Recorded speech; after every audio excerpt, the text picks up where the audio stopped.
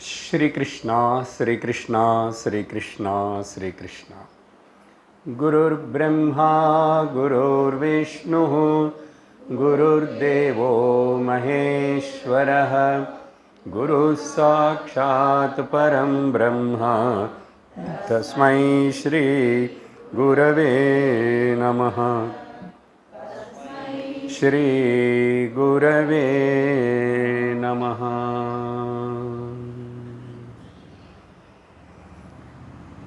नारायणं नमस्कृत्य नरं चैव नरोत्तमं देवीं सरस्वतीं व्यासं ततो जयमुदीरयेत्।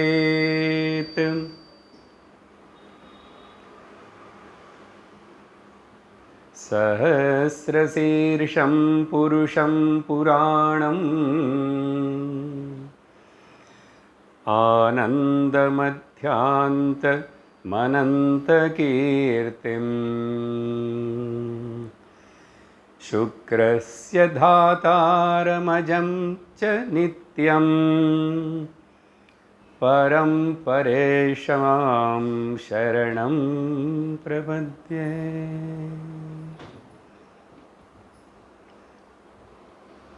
श्री कृष्ण गोविंद हरे मुरारे श्री कृष्ण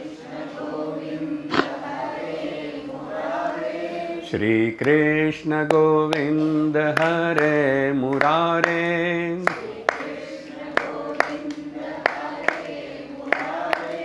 हे नाथ नारायण वासुदेवा हे नाथ नारायण वासुदेवा हे नाथ नारायण वासुदेवा हे नारायण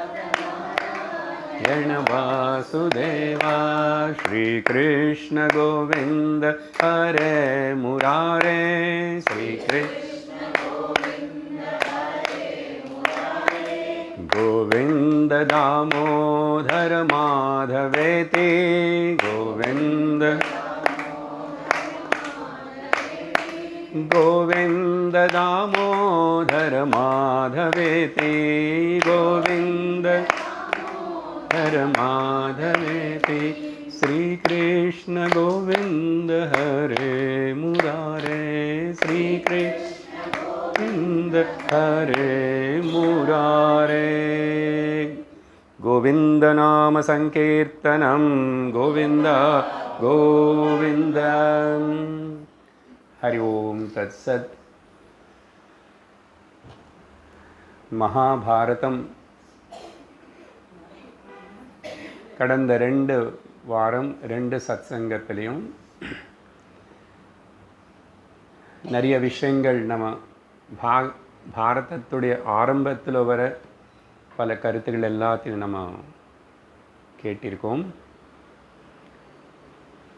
18 பர்வங்களாக இருக்கிற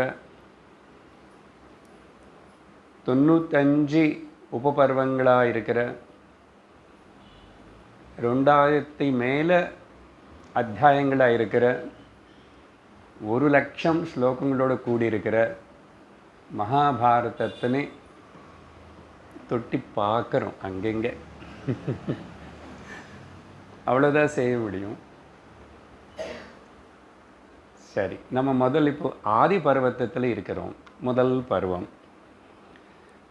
அதுக்குள்ள உபபர்வங்கள் இருக்கு. அந்த உபபர்வங்களுக்குள்ள நம்ம 2 உபபர்வங்கள்னு பார்த்தோம். ஒன்று அனுக்கிரமணிக்க பருவ, ஒரு முன்னோட்டம் போல் சில விஷயங்கள். 2வது பர்வத்தில் பர்வணி அனுக்கிரம பருவ அப்படின்னா மொத்தம் எத்தனை பருவங்கள் இருக்கு, அது எல்லாத்தோடைய பேர் என்ன, அதில் சொல்லப்பட்ட விஷயம் என்னன்னு சுருக்கமாக கடந்த சத்சங்கத்தில் அதெல்லாம் பேசியிருக்கோம். அப்போது கடைசியாக இந்த மகாபாரத கதை சொல்லி கொடுக்குற சூத்தர் கூடியிருக்கிற சௌனகாதி ரிஷிகள் பல பேர் இருக்காங்க. அவங்க எல்லார்கிட்ட சொல்லும் போதும் இந்த மாதிரி அந்த சமந்தக க்ஷேத்திரத்தில் இந்த மகாபாரத யுத்தம் நடந்ததை பாண்டவ கௌரவர்களுக்கு நடுல்லம். அப்போ அந்த சமந்தக க்ஷேத்திரம் என்னான்னு விவரித்தோம். அந்த மகாபாரத யுத்தத்தில் வெறும் 18 அக்ஷோணிகள் சைன்யம் மட்டும்தான் இறந்து போயிட்டாங்க. 18 தானே. அந்த 18க்கு கணக்கு கொடுத்தோம். தலை சுற்றிச்சு நினைக்கிறேன். 36 லட்சம் சொஜ்ஜம் என்னமோ கணக்கு சொல்லிட்டோம். அதில் மனிதர்கள் மட்டும் இல்லை, ஆனால் ஒரு குதிரை மேலே ஒரு மனிதன் இருக்கணும். குதிரை தானே போகாதில்ல. ஒரு யானை மேலே ஒரு மனிதன் இருக்கணும். ஜந்துகள் யானை குதிரையும் போயிட்டே, மனிதர்களும் எல்லாம் போயிட்டாங்க. யுத்தத்தில் கலந்துக்கணும் எல்லாரும் போயிட்டாங்க. மிச்சம் ஒரு 10 பேர் தான் இருக்காங்க. 3 பேர் கௌரவர்கள பக்கம், 7 பேர் பாண்டவர்கள பக்கம். இது கடந்த சத்சங்கத்தில் அங்கே வரைக்கும் பார்த்த விஷயங்கள். அதுக்கு அடுத்ததாக இன்றைக்கி நம்ம 3வது உபபர்வத்தத்தினை பார்க்கணும். இந்த 3வது உபபர்வத்தத்துக்கு பேர் பௌஷ்ய பர்வ. பௌஷ்யனே ஒரு ராஜா, அவனுடைய கதை இதில் முதல் முக்கியமாக இருக்கிறதுனால இதுக்கு பௌஷ்ய பருவம்னு சொல்லப்பட்டிருக்கு. அன்றைக்கி சொல்லியிருக்கு, இனிமே கதையாக கதைக்குள்ள கதை கதைக்குள்ள கதை கதைக்குள்ள கதை இப்படி வந்துகிட்டே இருக்கும். என்ன சொல்கிறவனது கொஞ்சம் நேரத்துக்கு அப்புறம் உங்களுக்கு ஒன்றுமே ஞாபகம் இருக்காது. ஆனால் ரசிப்போம், கேட்போம்.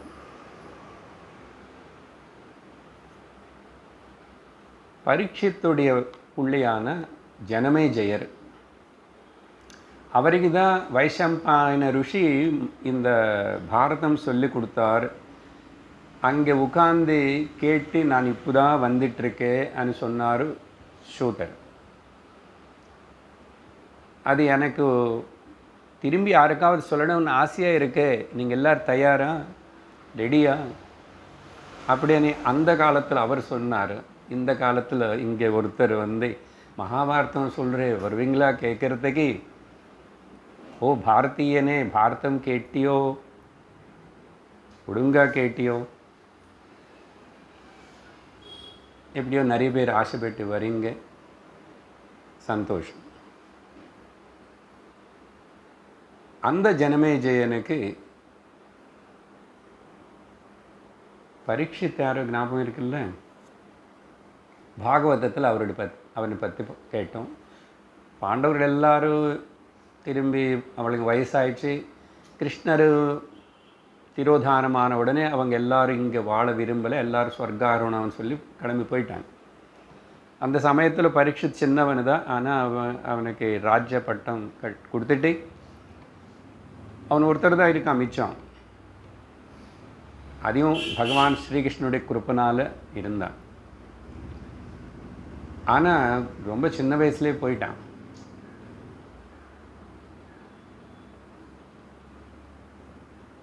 ஒரு முனிகுமாரனுடைய சாபத்தினால சுருங்கி அనే ரிஷி, செமீக அనే ரிஷி, செமீக ரிஷியோடைய பிள்ளை சுருங்கி, அவனு சாபம் கொடுத்தான். பரீட்சித்து செஞ்ச தவறுக்கு. இதெல்லாம் உங்களுக்கு தெரிஞ்சிருக்கு. இப்போ அந்த கதைக்குள்ளே போனால் இங்கே கதை நடக்காது, இங்கே நிறைய இருக்கு. ஆனால் ஜனமேஜயன் யாருன்னு தெரியணும் இல்லையோ, பரீட்சித்தோட பிள்ளை. அப்போவே கலியுகம் ஆரம்பமாயிடுச்சு. பரீட்சித்து கிருஷ்ணர் கிளம்பனனுக்கே கலியுகம் ஆரம்பமாயிடுச்சு. அதனால தான் பரீட்சித்து கலியோட பேசியிருக்காரு. கலியோட சண்டை, நான் கலினி இங்கே விட மாட்டேன், எங்கள் ராஜ்யத்தில் இருக்கக்கூடாதுன்னார். அதெல்லாம் ஆயிடுத்து. அவருடைய புள்ள தான் இந்த ஜனமேஜயன். ஆனால் ஜனமேஜயன் மட்டும் இல்லை, இவனுக்கு இன்னும் 3 தம்பிமார்கள் இருக்காங்க. ஸ்ருதசேனா, உக்ரசேனா, பீமசேனா, இவங்க 3 பேர். அப்போ மொத்தம் பரீட்சித்தோட பிள்ளைகள் 4 பேருன்னு சொல்லணும். அதில் மூத்தவனா ஜனமேஜனா இருக்கிறதுனால அவன் ராஜ்யபரணம் பண்ணுறான். இப்போ இவன் வந்து தீர்க்க சத்திர யாகம் செஞ்சிட்ருக்கிறாங்க. அந்த காலத்தில் இந்த ரொம்ப நாள் நீண்ட காலம் பகவானை கும்பிட்டுட்டு வழிபட்டுட்டு பல யஜ்னங்கள் யாகங்கள் கர்மங்கள் செய்கிறது. நடுவில் இப்படிப்பட்ட இந்த ஸ்ரவணம் பகவத் கதைகள் இதெல்லாம் கேட்குறது பழக்கம். நிறைய ஊரில் நம்ம நாட்டில் கூட ஒரு காலத்தில் சாயங்காலம் ஆயிடுச்சுன்னா அந்த ஊர் கோவில்லையோ அந்த ஏதாவது இடத்துல ஏதோ ஒரு ஹரிக்கதை அப்படி எல்லாம் இருக்கும். இல்லைன்னா யாராவது பாடல் பாடுவாங்க, அட்லீஸ்ட் அப்பப்பாவது யாராவது வருவாங்க. இப்படி சாயங்காலம் காலக்ஷேபம் நடக்கும். அந்த கதா காலக்ஷேபம் அதுக்கு பேர். பகவத் கதை கேட்டு காலக்ஷேபம் பண்ணணும். இப்போது எங்கேயுமே யாரும் போக வேண்டாம். அவங்கவுங்க வீட்டில் சினிமா தியேட்டர் போல் ஒரு பொட்டி வச்சுருக்காங்க இல்லையா. அதனால 24 hours கதா காலக்ஷேபம் தான். அது நிஜமாக பகவத் கதையா லோக கதையானது அவங்களுக்கு தெரியும். அது பார்க்குறவங்களுக்கு நிறைய கொஞ்சம் பகவான் விஷயங்களும் வரும். நடுவில் குமரன் சில்க்ஸு போத்தி சில்க்ஸ் அது எல்லாமே வந்தால் தான் அங்கே பகவத் கதையை காட்டப்படும். அதனால கேட்ட பார்த்த கொஞ்சம் பகவத் சிந்தனையும் அதை பார்த்து அதோட தள்ளிக்கிட்டு போயிடும், ஒன்றும் ஏறாது. இப்படி கேட்டாதான் உட்காந்து ஒருத்தர் சொல்லி கொடுத்துருந்தா நேராக அப்போ தான் ஏதாவது கொஞ்சம் உள்ளக போய் சேரும், பிரயோஜனப்படும். சரி, அந்த சமயத்தில் இந்த ஜனமேஜயனுக்கு ஒரு சாபம் வந்தது. நான் அடிப்படையான ஒரு கருத்து சொல்லிவிட்டு அப்புறம் கதைக்குள்ளே போகிறேன். ஏன்னா இந்த கதைகளுக்கு அந்தம் இல்லை. எவ்வளோ சொல்ல முடியுமோ அவ்வளோ சொல்லுவேன் ஒரு மணி நேரத்தில். ஆனால் நமக்கு அந்தந்த கதை அப்பப்போ சொல்லும்போது நாம் என்ன கற்றுக்கிறோம், என்ன கற்றுக்கணும்னு சொல்லி விரும்பி வியாசர் இந்த மகாபாரதத்தினேது மக்களுக்கு கொடுத்தாரனேது நமக்கு தெரியணும். சின்ன வயசுலேருந்து அப்போ எப்படியோ கேட்டிருக்கோம், சினிமா பார்த்து சிலது தெரிஞ்சுக்கிட்டோம், நிறைய விஷயங்கள் பேர் கதைகள் உங்களுக்கு தெரியும். ஆனால் இப்போ ஒரு கிரமபத்தத்தில் படிச்சுக்கிறோம். இப்போது நம்ம என்னுடைய வாழ்க்கைக்கு இது வந்து ஒரு கைடன்ஸாக இருக்கா இல்லையா? இது ஏதோ ஒரு டைம் பாஸ்ன்னு சொல்லி கேட்குற கதை இல்லை. அப்புறம் கதைகள் கேட்கும்போது பல சந்தேகங்கள் மனசில் உருவாகிறது வாய்ப்பு இருக்கு, பல வகையாக. என்ன இங்கே வந்து மனிதர்கள், தேவதர்கள், ரிஷிகள், ஜந்துகள், பறவைகள், பாம்புகள் இப்படி எல்லாத்தையும் சேர்ந்த கதைகள் மிக்ஸ் ஆகி வரும். அதனால் இது நிஜமாக நடந்துச்சா இல்லை இப்படி ஏதுனாரா அப்படின்னு சந்தேகம் வரும். சரி, நிஜமாக நடந்துச்சோ இல்லையோ நம்ம பார்க்குற நமக்கு தெரியல, நம்ம வியாசர்னு நம்புகிறோம். வியாசாய விஷ்ணு ரூபாய வியாசரூபாய விஷ்ணவே நமோ வை பிரம்மனிதையே. எப்படி சொன்னால் கூட மனிதருக்கு, மனுஷ ஜாதிக்கு இந்த கதைகள், இந்த விஷயம் ரொம்ப அவசரம். அவனுடைய வாழ்க்கையை அவனை சரி பண்ணிக்கிறதுக்கு, சரியான வழியில் கொண்டு போகிறதுக்கு. ஏன்னா எல்லாருக்கும் தெரிகிற போல், எல்லாருக்கும் புரிகிற போல், எல்லா வகையான மக்களுக்கு இது போய் சேரணவனு தான் இந்த மகாபாரதம் எழுதுகிற நோக்கம். அதுக்கு மிஞ்சி அடுத்தது பாகவதம் இல்லை பகவத்கீதா, அது எல்லாருக்கும் அவ்வளோ சுலபமாக இட்டாது. ஏன்னா இங்கே கதையாக இருக்கு. உடனே நம்ம கூட கம்பேர் பண்ணிக்கலாம். இந்த கேரக்டர், இந்த குணங்கள் எப்படி லோகத்தில் மனிதர்களை பார்க்குறோமே. அதனால தான் சொன்னோம், எனக்கு இங்கே இல்லாமல் உலகத்தில் எதுவுமே இருக்காது. இங்கே என்ன இருக்கின்றது அதுதான் உலகத்தில் இருக்கும். உலகத்தில் இங்கே இல்லாதது உலகத்தில் இருக்காது. அப்படின்னா சர்வமும் இதில் வச்சிருக்கார். சர்வம்னு சொல்லும்போதும் தர்ம அர்த்த காம மோக்ஷ, இது 4 தான் மனுஷனுக்கு சொல்லப்பட்டு, ஜந்துகளுக்கு இல்லை. அது 4த்துக்கு பேர் புருஷார்த்தங்கள்னு சொல்கிறோம். புருஷனை இங்கே ஆண்களுக்கு அர்த்தம் இல்லை. மனிதனாக பிறந்ததுக்கு அப்புறம் மனிதன் என்ன செய்யணும், அப்படின்னு நமக்கு குறிக்கிறதுனால அடிப்படையான விஷயம் என்னன்னா,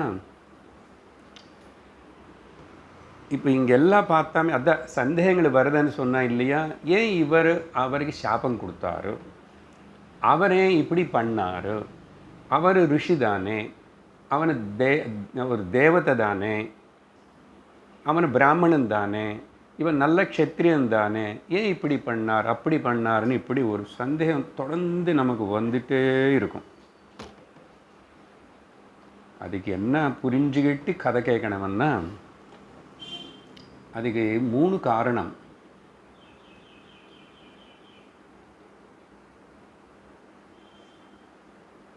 முதல் தமிழில் சிம்பிளாக சொல்லணும்னா, பொண்ணு பெண்ணு மண்ணு. உங்களுக்கு கேள்விப்பட்டிருப்பீங்க. பொண்ணுன்னா தங்கம், சொத்து, பணம். பெண் ஸ்திரீ, அப்புறம் மண், பூமிக்காக.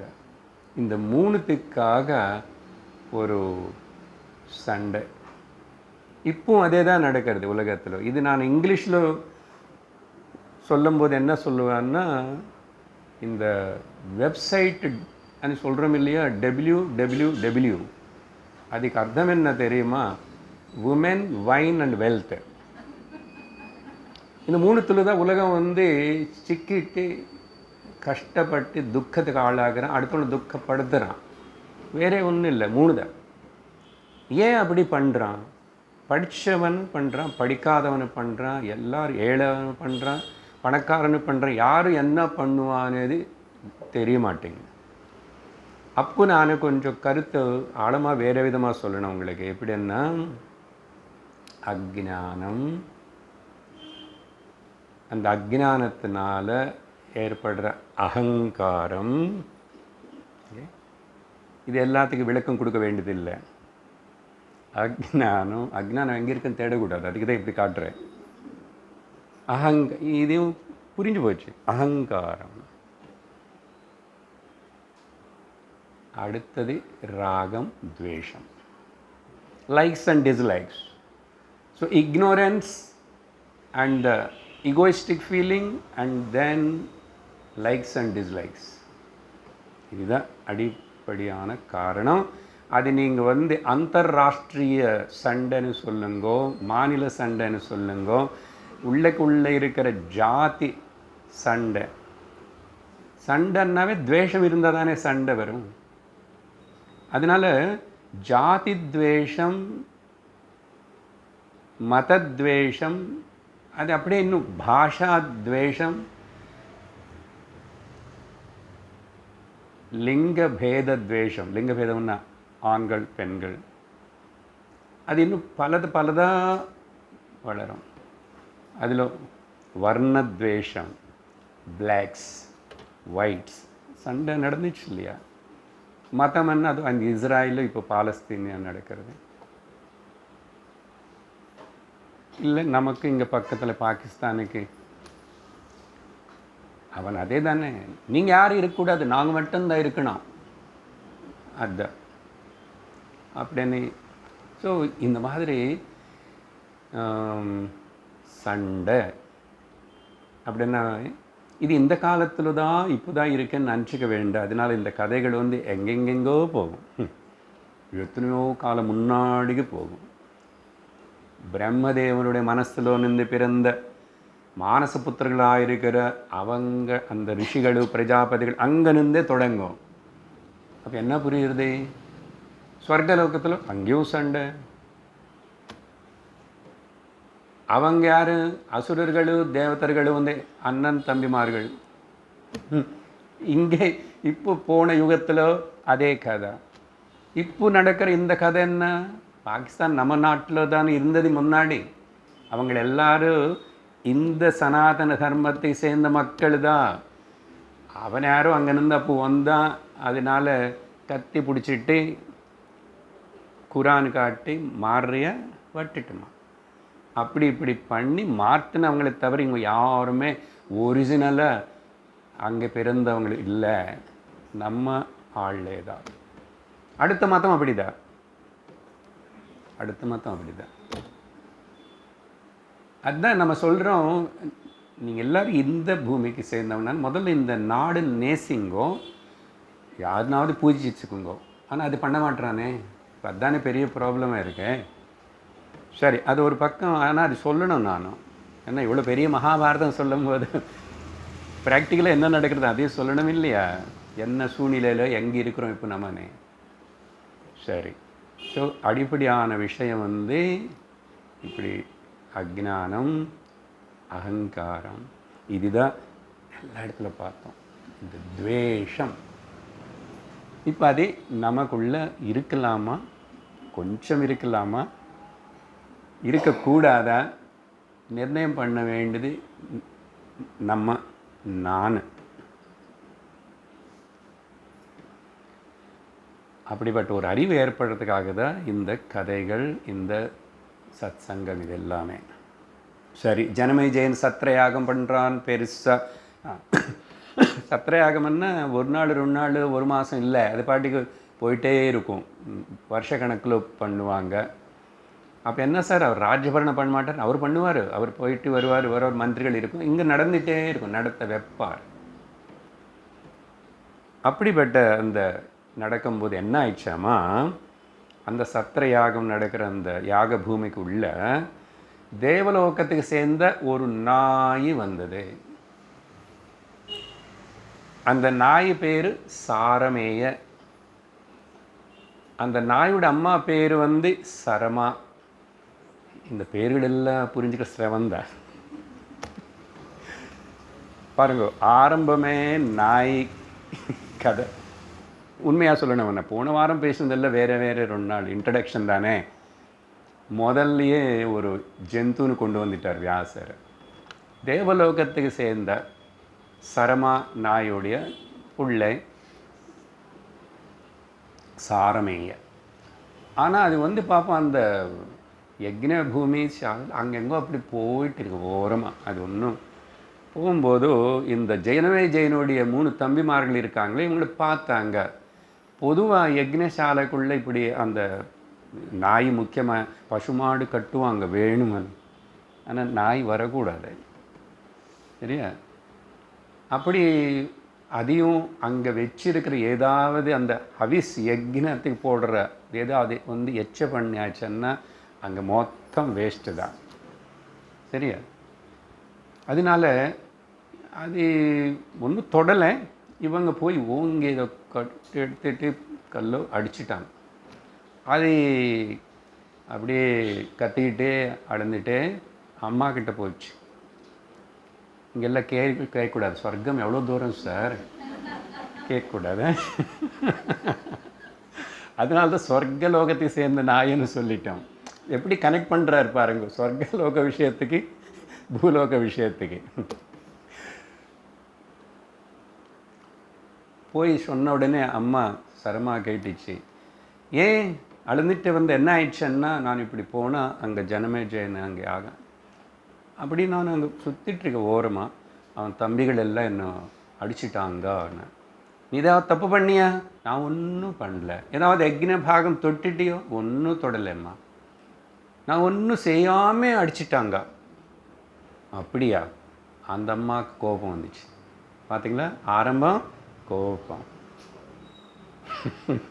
என்ன பிள்ளை நடிப்பாங்களா? தர்மம் தெரியாத அவங்களுக்கு, இது ஒன்றும் பண்ணல இல்லை. அப்படி அந்த அம்மா வேகமாக வந்து ஜனமேஜயன்னு அங்கே இருக்கா, பேசுகிறான். நான் எப்படி பேசிச்சு கேட்கக்கூடாது, போங்க சார்.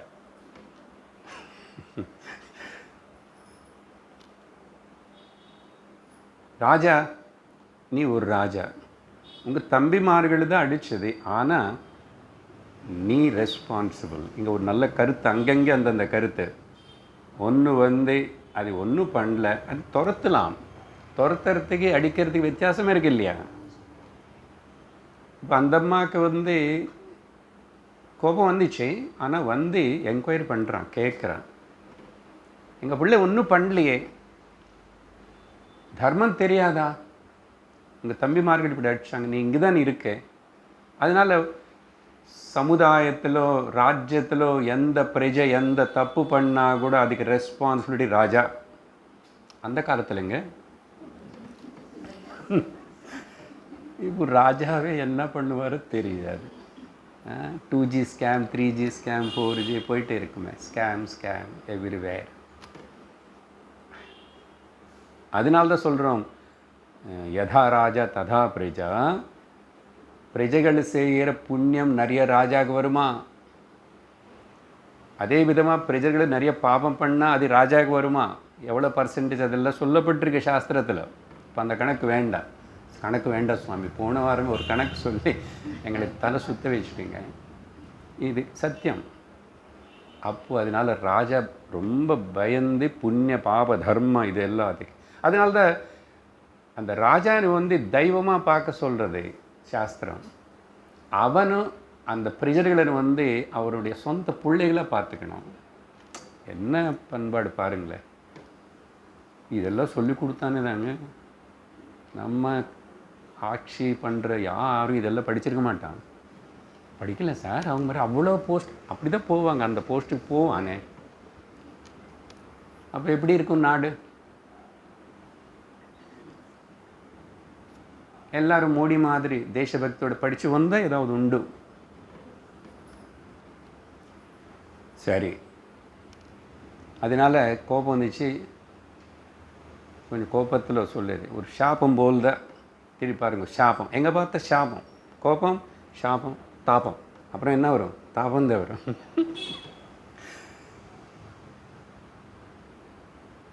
உனக்கு அறியாமே தெரியாமே எப்படி என்னானது தெரியாத ஒரு கஷ்டம் உனக்கு நீ கஷ்டத்தில் மாட்டிக்குவே. இவ்வளோதான் சொல்லியிருக்கேன். பெருசாக கிளியராக அந்த சாபம் இப்படியான்னு சொல்லலை. உனக்கே தெரியாது புரியாத ஒரு கஷ்டம் அதில் மாட்டிக்குவேன் நீ துக்கத்திலோ அப்படின்னு சொல்லி அந்த தாய் நாய் சரமா சொல்லி அது போயிட்டு போன உடனே என்ன ஜனமேஜயனுக்கு இவன் தர்மஜ்ஞன்தான், பாண்டவர்கள் வம்சத்தில் வந்தான், பரீட்சித்தோட பிள்ளைனால கொஞ்சம் வருத்தப்பட்டான். சரி எப்படி நடந்துச்சானா இப்படி சொல்லிட்டு போயிடுச்சு. அதனால் என்ன வரப்போகிறதோ அது நான் எப்படி தடுத்துறது, முன்னாடி ஏதாவது முன்ஜாகிரதையாக ஏதாவது பண்ணலாமா, பரிகாரம் பண்ணலாமா, பிராயஷ்சித்தம் பண்ணலாமா, நம்ம போல் தான் அப்படியெல்லாம் நினச்சி ஒரு நல்ல குருன்னு ஆசிரியிச்சு அவனை கூட்டிகிட்டு அவனை வச்சு இந்த இப்படிப்பட்ட ஒரு ஆபத்து வராமல் தடுத்துறதுக்காக நல்ல கர்மங்கள் பண்ண வச்சுடலாமே. அதுக்கு தான் பண்ணிகிட்டே இருப்பாங்க. பகவத் கர்மம், நல்ல கர்மம்னு யக்ஞம் யாகம் அந்த காலத்தில் முக்கியம். இப்போ கூட தானம் இதெல்லாம். அப்போது தப்பித்துக்கிறதுக்கு என்ன பண்ணால், ஒரு ரிஷியோடைய பிள்ளை ஸ்ருதஸ்ரவான ரிஷி, அவருடைய பிள்ளை சோமஸ்ரவ. அவர்னு ஸ்ருதஸ்ரவனுக்கிட்ட போனார். நான் உங்கள் பிள்ளையுடைய பெருமை பற்றி கேள்விப்பட்டிருக்கேன், அவர் ரொம்ப தபஸ்சாலி. ருஷி அண்ணாவே அப்பான்னு கேட்கல, உங்கள் பிள்ளை சோமஸ்ரவ ரொம்ப சிறந்த தபஸ்வி, அவனு பேர் எனக்கு காதில் ஒட்டிச்சு. அதனால் அவன் எனக்கு புரோஹிதம் செய்கிறதுக்கு வாத்தியாரை அனுப்புகிறீங்களா அப்படின்னு கேட்டால் தாராளமாக அனுப்புகிறேன் அனு சொல்லிட்டு. ஆனால் ஒரு கண்டிஷன் பாருங்கள், எல்லா இடத்துல ஒரு கிளாஸ் இருக்கும். என்னன்னா, அவன் யாரும் எந்த பிராமணன் கேட்டான்னு சரி, அவங்க என்ன கேட்டால் அது அப்படியெல்லாம் கொடுத்துருவான். அவனு தான் இருக்கணும்னு அவசியம் இல்லை. இப்போது உன்னை ராஜ்யத்துக்கு வரான், அங்கே செய்கிறான், அங்கே என்ன இருக்கின்றதோ அவனுக்கு என்ன தோன்றதோ, இல்லை ஒன்று ராஜா கொடுவன்னு நீ எதிர் பேசக்கூடாது. அவன் என்ன பண்ணான்னு சரி, நீங்கள் ஏன் இது பண்ணுறீங்க, ஏன் இவ்வளோ செலவு பண்ணுறீங்க, எதுவுமே கேட்கக்கூடாது. இது கண்டிஷன் ஓகேவா? சரி வாங்க வரட்டும், எனக்கு ஆபத்து வர போகிறது, அது தப்பிச்சுக்கணுமே, சரின்னு ஒத்துக்கிட்டான் ஜனமேஜயன். அது இந்த சோமஸ்ரவ ஒரு பாம்புக்கு பிறந்தவர். இதுதான் இதில் நமக்கு ஒரு சிக்கல் என்னன்னா, பாம்புக்கு மனுஷன் எப்படி பிறந்தான். இன்னும் நிறைய கதை வரும், இப்படி நிறைய கதை வரும். பாம்புக்கு பிறந்த அப்போது இதெல்லாம் சொன்னதுக்கப்புறம் ஒத்துக்கிட்டான். கூட்டிகிட்டு போயிட்டு பண்ண வைக்கிறேன். என்னமோ நீங்கள் பண்ணுங்க, என்னென்ன கர்மம் பண்ணால் எனக்கு அந்த ஆபத்து வராமல் இருக்குமா, எவ்வளோ நாள் என்ன பண்ண. ஆனால் ஜனமேஜயனுக்கு அவன் தான் சக்கரவர்த்தி ராஜா. அவனுக்கு பக்கத்து ராஜ்யம் தக்ஷசிலா. இப்போ தானே மோடி அதெல்லாம் ரெனோவேட் பண்ணி மறுபடியும் நல்லா யூனிவர்சிட்டி பண்ணிட்டார். அந்த காலத்தில் இருக்குது இந்த பேர் எல்லாமே இங்கே இருக்குது. மகாபாரதம் ப்ரூஃப் அது. அங்கே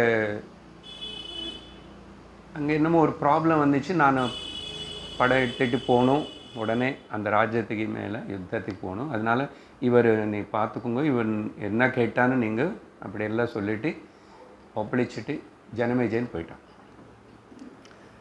இப்போது இதோடு இந்த கதை அங்கே நிற்கணும். இனிமேல் என்ன ஆகும்னா இன்னொரு கதை வரும். இப்படி 2-3 கதைகளை அந்த 2-3 கதைகளுக்குள்ளே சேர்ந்து அதை சேர்த்து முடி போட்டு அது கடைசியில் இது எங்கே போய் முடியுமன்னா இங்கே ஜனமேஜயனுக்கிட்ட வந்துடும். சரியா? அது அப்படி இருக்கட்டும், மனசில் ஞாபகம் வச்சுக்கோங்க, ஒரு கோடு போட்டு வச்சுக்கோங்க. அதுக்கப்புறம் என்ன ஆயிடுச்சு, வேறு இன்னொரு இடத்துல தௌமிய ருஷின்னு ஒரு ருஷி இருந்தார். தௌமிய ருஷி அவர் எப்படி அஹிம்சா பிரதிஷ்டையில் இருக்கிறவர். புலி ஆடு ரெண்டும் சேர்த்து ஒரே 2 கயிறு ஒரே இடத்துல கட்டி அதுக்கு என்ன வேணும் அந்த சாப்பாடு போடுவார். இல்லை புலி கூட புல்லு சாப்பிட்டுச்சும் என்னமோ. அப்படிப்பட்ட ஒரு ஆசிரமம் தௌமிய ருஷி.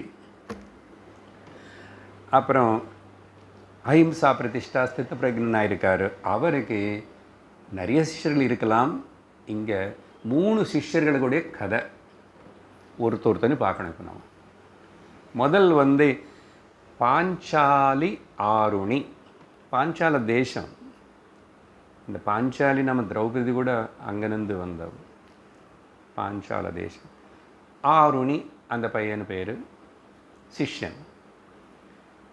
இந்த சொல்ல போகிற 3 பேரும் ரொம்ப குரு பக்தி. இப்போ இந்த கதையில் நமக்கு புரிஞ்சிக்க வேண்டியது குருவுடைய பக்தி, குரு சேவை எவ்வளவு அந்த மனுஷனுக்கு பிரயோஜனப்படும் అనేది புரிஞ்சுக்கணும்.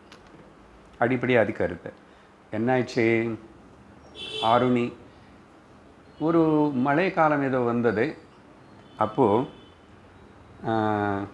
ஒரு வயல் இன்னொரு வயலுக்கு நடுவில் அப்போ அந்த கட்டை போடுவாங்க இல்லையா, வரப்பு கட்டை, வயல் வரப்பு கட்டு. அது நீ கொஞ்சம் போய் இது மழை வேறு வருது, அது சரியாக இருக்கா இல்லையா கொஞ்சம் கட்டியாக போட்டுட்டு வா அப்படின்னு அனுப்பிச்சார். சார் ருஷி அவருக்கு வயல் நிலமெல்லாம் இருக்குன்னு இருக்கும். ஏன்னா சிஷ்யர்களுக்கு எப்படி சாப்பாடு போடுவார், அது யாரோ பார்த்துக்குவாங்க. அத்தனை இருக்கும், மாடு நிறைய இருக்கும், ஆசிரமம் நிறைய சிஷ்யர்கள் இருப்பாங்க, நிறைய பேருக்கு சொல்லிகிட்டே இருப்பாங்க. குரு பத்னி பாரியம் இருப்பான், இவருக்கு பிள்ளைகள் இருப்பாங்க. ருஷிகளெல்லாம் அப்படி தான் வாழ்ந்தாங்க.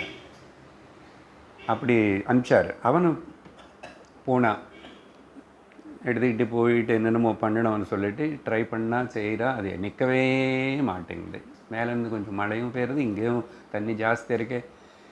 அப்படி பண்ணி இப்படி பண்ண முடியல, ஒன்றும் பண்ணல. இனிமேல் நானே இங்கே இப்படி படுத்துக்குவேன், ஒரு மரக்கட்டை போல் தடுத்துட்டு படுத்துக்குவேன்னு சொன்னான். நினச்சி படுத்துக்கிட்டான். அப்படி ஒரு நாள் படுத்துக்கிட்டான்.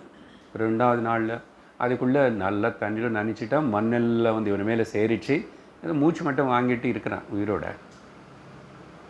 2 நாள் ஆயிடுச்சு, 3 நாள் ஆயிடுச்சு. குரு கேட்குறார், தௌமியா ஆருணி எங்கே போன காணமேன்னா, எல்லோரும் ஐயா நீ தான் அனுப்பிச்சிருக்கீங்க அங்கே போய் இதெல்லாம் பார்க்கலான்னு சொல்லிட்டு, அதனால் தெரியாத போல் கேட்குறீங்க, வாங்க போய் பார்க்கலாம்.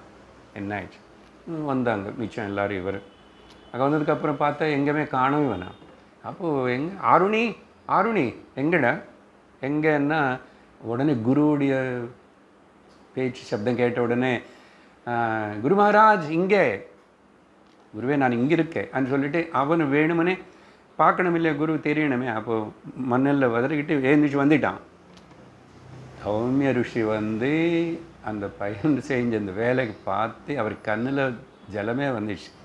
கட்டி பிடிச்சிட்டு, எவ்வளோ பக்தி உனக்கு, என்ன பேச்சு மேலே எவ்வளோ உனக்கு ஒரு கௌரவம் இருக்கு, நீதான் சிஷ்யனன்னு சொன்னான்னு சொல்லிட்டு அவனை பாராட்டிட்டு எல்லாம் செஞ்சு அது வேறு அவங்க எல்லோரும் சேர்ந்து அதுக்கு போட்டுட்டாங்க.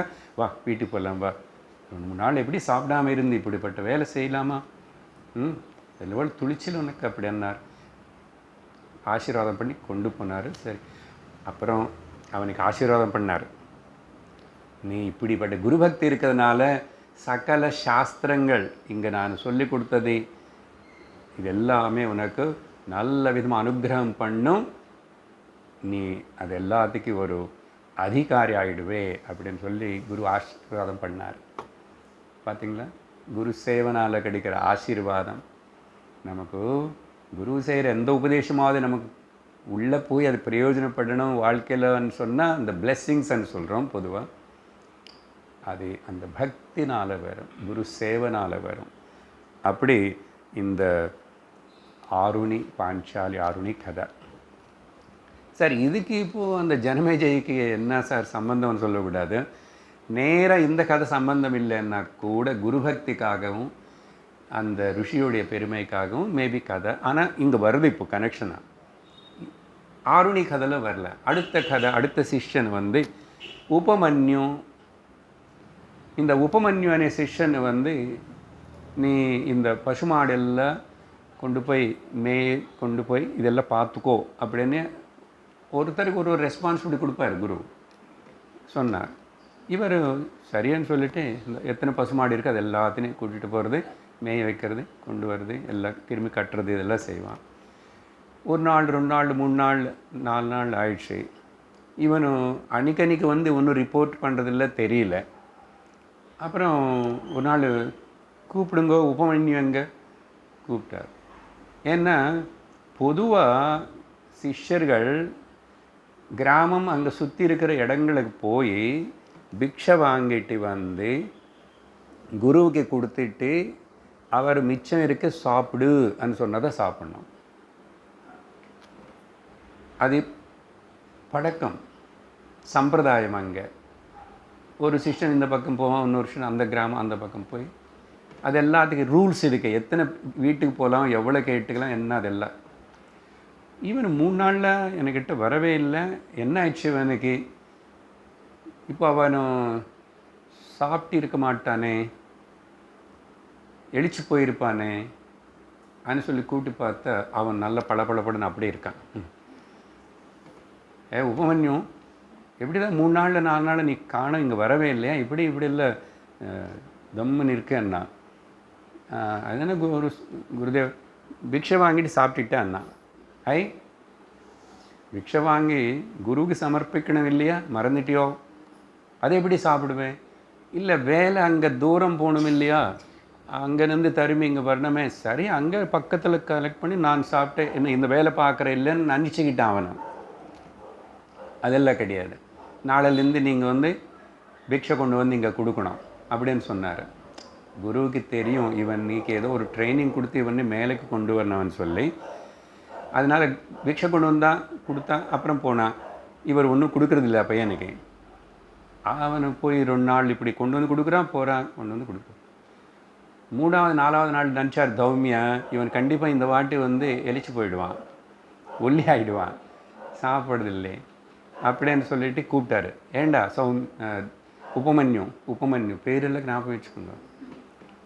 அப்போ உபமன்யு எப்படிடா அப்படியே பளபளன்னு அப்படி இருக்கு சாப்பிடாம? என்ன அது என்ன குரு, பிக்ஷெல்லாம் எனக்கு தானே கொண்டு வந்து கொடுத்தேன்னு. ஆமாம், உங்களுக்கு கொண்டு வந்து பிக்ஷை கொடுத்தா இன்னொரு பிக்ஷை வாங்கிட்டேன்னு.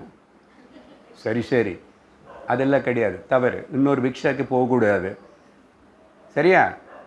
அப்படியே அனுப்பிச்சார். சரி குரு அனுப்பிச்சான். போனால் திரும்பி 3 நாள் 4 நாளில் அப்படியே பிக்ஷை இங்கே கொண்டு வந்து கொடுக்குறான். அவனும் பிக்ஷை வாங்கலை, அப்படி இருக்கான். இனிமேல் கண்டிப்பாக இவன் இழைச்சி போயிடுவான்னு நினச்சார்.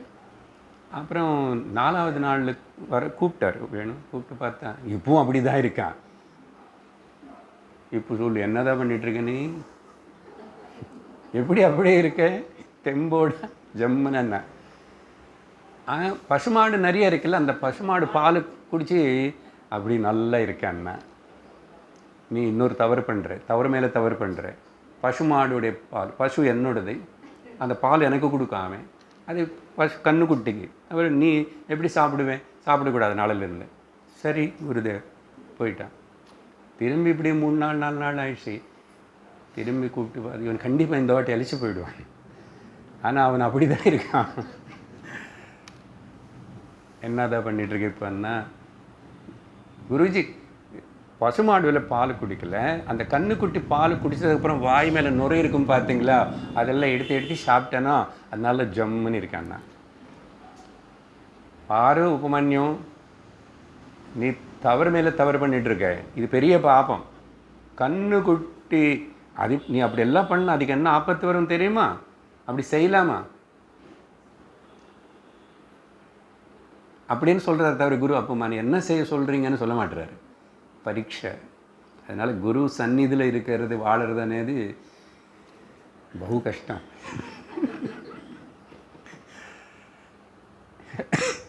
அதனால் சின்ன ஒரு சேவை பண்ணுறதுன்னா கூட ஒன்றும் சொல்லலைன்னா பார்க்கலன்னா அப்படி கூட தெரியாத போல் இருந்தால் கூட குருவுக்கு 1000 கண் இருக்கும் அப்படின்னு திருஷ்டியோட ஒரு மகாத்மா யாருக்கிட்ட போனால் அவங்க அப்படி இருக்கணும், அடக்கத்தோடு இருக்கணும். சரி சாப்பிடல வரல, சரி இப்போது ஒரு 4 நாளுக்கு அப்புறம் அவனே வந்து சொல்லுவான் இல்லைன்னு கூப்பிடுவான்னு பார்த்தா அவன் வரவே இல்லை. இது முன்னாடி அட்லீஸ்ட் 3-4 நாளுக்கு ஒரு வாட்டி வந்துட்டு இருந்தான். இப்போ ஆளே காணுமே, என்ன ஆயிடுச்சுன்னா அவன் என்ன பண்ண, பசிக்கு எப்படி தாங்க முடியும், இவ்வளோ ரிஸ்ட்ரிக்ஷன்ஸ் வச்சார் குரு. அதுக்கப்புறம் அங்கே கிடைக்கிற இருக்கும்புல் அருகும்புல் என்னென்னமோ புல் எல்லாம் எடுத்து சாப்பிட்டான். சாப்பிட்டதுக்கப்புறம் அதில் என்னென்ன பாய்சன் ஏதாவது விஷம் இருக்கிற ஏதாவது இருந்தோ என்னமோ அவனுக்கு கண்ணு போயிடுச்சு. அப்படி நடக்க தெரியல, இங்கே வர தெரியல, ஒன்றும் தெரியாமல் அப்படியே அங்கே ஒரு கிணறுல விழுந்துட்டான். இப்போது சிஷ்யன் அந்த ஆருணி தேடி போன மாதிரி, எங்கடா நம்ம உபமன்யம், அவனுக்கு என்ன ஆயிடுச்சு தெரியலையே, வரவே இல்லை அப்படின்னு சொல்லி நம்மளே போய் தேடுவோம்னு சொல்லி அந்த காட்டுக்குள்ளே அப்படி வந்தால் கூப்பிட்டாரு. உபமன்யம் எங்கே, இப்படி 2 முன்னாடி கூப்பிட்ட உடனே குருவே நான் இங்கே கிணறுல விழுந்திருக்கேன், கண்ணு தெரியாமல், என்னடா பண்ண எல்லாம் சொல்லிட்டாரு. அப்படியா, இப்போ என்ன பண்ணுறது, நீ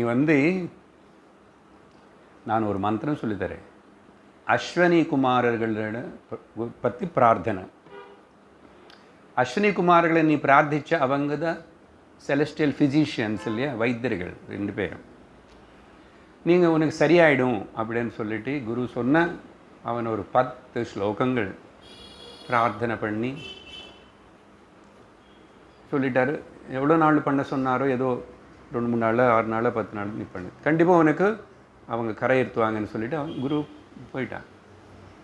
இவன் பண்ணிட்டான் அப்படியே குரு சொன்னது போல் பண்ணப்போ அஸ்வினி குமாரர்கள் அவனுக்கு ஒரு அப்பூப்பம், எதுனா ஆப்பமன் அர்த்தம் அவனை வச்சுக்கோங்களோ, ஏதோ அப்பம் போல் ஒரு இங்கே அப்பூப்பம்னு ஒரு பேரே கொடுக்கப்பட்டது, பக்ஷம். இது சாப்பிடும், உனக்கு எல்லா கண்ணு வரும், சரியாயிடும். இவனை நான் சாப்பிட மாட்டேன் குரு கொடுக்காம, ஏன்னா நல்லா அனுபவிச்சிட்டேன் இல்லை. இது பிக்ஷ, இது மருந்தப்பா, இது சாப்பிடணும் நீ அப்படி சொன்ன. மருந்த விருந்து எனக்கு தெரியாது, ஏன் குருவுக்கு கொடுக்காம அப்படின்னா இவனை 2 அடித்தடி வந்தால் கூட குருக்கு கொடுக்கணும்னு சொல்லி போடுறான்னு என்னமோ தெரியல, அப்படிப்பட்ட கட்டிக்காரன் இருக்கேன்னு. மருந்து விருந்து எது அப்படின்னா இது அஸ்வினிகுமாரனுக்கு இன்னும் சந்தோஷமாயிட்டு, இவ்வளோ குரு பக்தியா அப்படின்னு சொல்லி அவன் இன்னும் சந்தோஷப்பட்டு அவங்களே அனுகிரகத்தினால அந்த சாப்பிட்றது எதுவுமே தேவையில்லாமல் கூட அவனுக்கு கண்கள் திருஷ்டி வரபோல் அனுகிரகம் பண்ணாங்க, கண் வந்துச்சு. அது மட்டும் இல்லை, உனக்கு இவ்வளவு குருபக்தி அதெல்லாம் இருக்கிறதுனால அந்த குருடைய கிருப்பை உனக்கு பூர்ணமாக கடுத்து உன்னோட வித்யை படித்ததெல்லாம் பலிக்கும் ஆசீர்வாதம் பண்ணாங்க. கிணறுலேருந்து வெளியே கொண்டு வந்தாங்க. இவனை ஓடி குரு கிட்ட வந்துட்டு சாஷ்டாங்க நமஸ்காரம் பண்ண. இது ஒரு சின்ன பரீட்சை இந்த கதையில் இருக்குது. இதில் குரு பக்தி முக்கியமாக. அப்புறம் அந்த நாக்கு மேலே சாப்பாட்டு சாப்பிடாமல் இருந்து கூட எப்படி தபஸது அது விதமாக உபமன்யு கதையெல்லாம் சொல்லிட்டாருங்க. அதுக்கப்புறம் 2 சிஷ்யர்கள் ஆயிடுச்சு. அப்போது அடுத்ததாக எல்லோரும் அவங்கவுங்க டைம் படிப்பு முடிச்சாச்சுன்னா சமாவர்த்தனம் அங்கே திரும்பி போகணும் அவங்க வீட்டுக்கு. குரு எல்லோரும் நாங்கள் வச்சுக்க மாட்டார். அவனும் போவான். அவன் எந்தெந்த இதில் வந்து வந்தானோ அந்தந்த தொழில், ராஜா புள்ள வந்த ராஜா எல்லாம் போயிடுவாங்க. சமாவர்த்தனம் அதுக்கு பேர். அடுத்ததாக 3வது கதை இங்கே வேதன் அனே இன்னொரு சிஷ்யன். இந்த வேதன் அனே சிஷ்யன் இவனுக்கு வந்து வீட்டு வேலையெல்லாம் கொடுப்பாரு குரு. வீடு துடைக்கிறது, செய்கிறது, அது இது எல்லாம் எவ்வளோ இருக்குது ஆசிரமம் அதெல்லாம் பண்ணணும். யக்னசாலை க்ளீன் பண்ணணும், வீடு க்ளீன் பண்ண, துடைக்கணும், இந்த சாணி பூசுறது எல்லாமே என்னென்ன பண்ணணும். அவ்வளோ வேலை கொடுத்தா அழகாக பண்ணிவிட்டு எல்லாம் செஞ்சால் பல நாட்கள் ஆகிடுத்து. அவனுக்கும் படிப்பு முடிஞ்சது. படிப்பு முடிஞ்சதுக்கப்புறம் அவனும் திரும்பி போகலாம். ஆனால் அவனு கேட்டான், குருவே நான் உங்களுக்கு ஏதாவது தட்சிணை கொடுத்துட்டு போகணுன்னு ஆசைப்படுறேன்னு. எனக்கு ஒன்றும் வேண்டாப்பா தட்சிணை. உள்ள என்னுடைய பத்தினி இருக்கான், அவள்கிட்ட போய் கேளு ஏதாவது கேட்டான்னு சொன்னால். இவனை வந்து குரு பத்தினி கிட்ட போனான். உள்ள போன அந்தம்மா வந்து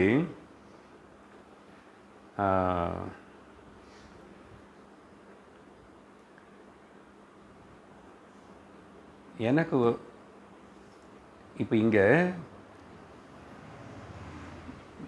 வேதன் படிச்சுட்டு இருக்கும்போதே இங்கே கூட ஜனமேஜயனன் இன்னொருத்தரும், அப்புறம் பௌஷ்ய அனே இன்னொருத்தரும் அங்கே படிச்சுட்ருக்காங்க.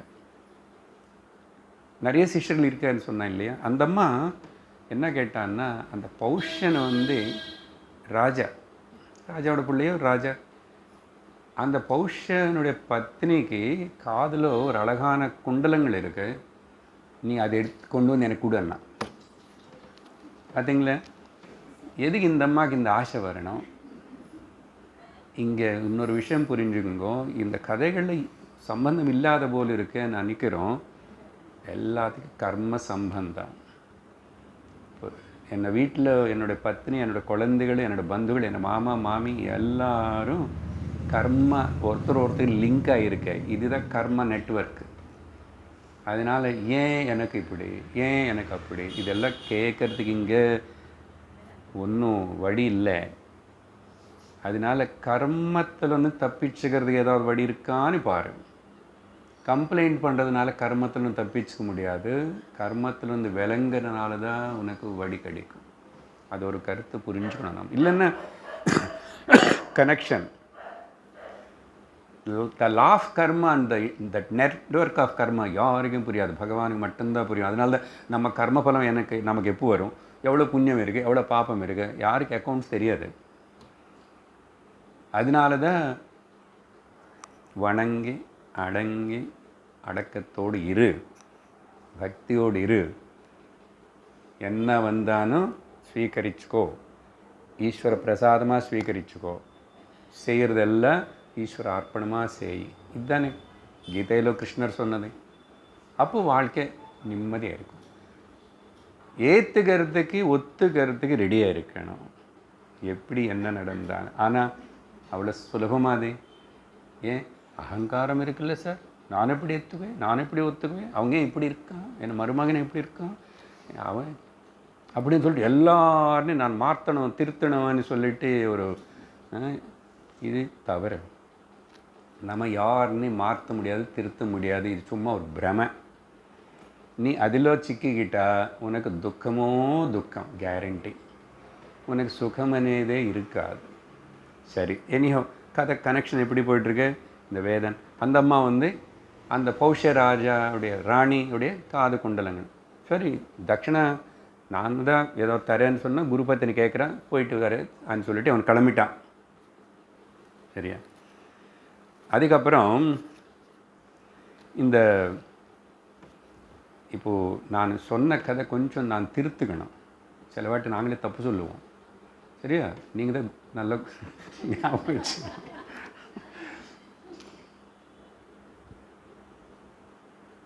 ஆக்சுவலி இந்த பௌஷ்யன் அவனை வந்து இந்த வேதன் உடைய சிஷ்யன் அப்படின்னு அர்த்தம். அங்கே கதை முடிஞ்சது.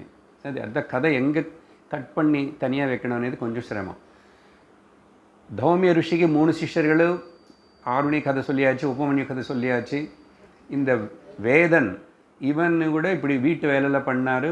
குரு வந்து அவனுக்கு சமாவர்த்தனம், போயிட்டு வா க்ஷேமமாக, அவன் செஞ்ச வேலைக்கு அவனுக்கு அனுகிரகம் பண்ணார். ஸோ குருக்கிட்ட இருந்து படித்ததுனால படிப்பு வராது, குருவுடைய அனுகிரகம் வேணும். அதுக்கு நீ வந்து சேவை பண்ணணும் பக்தியோட ஸ்ரத்தையோட. அதான் கருத்து.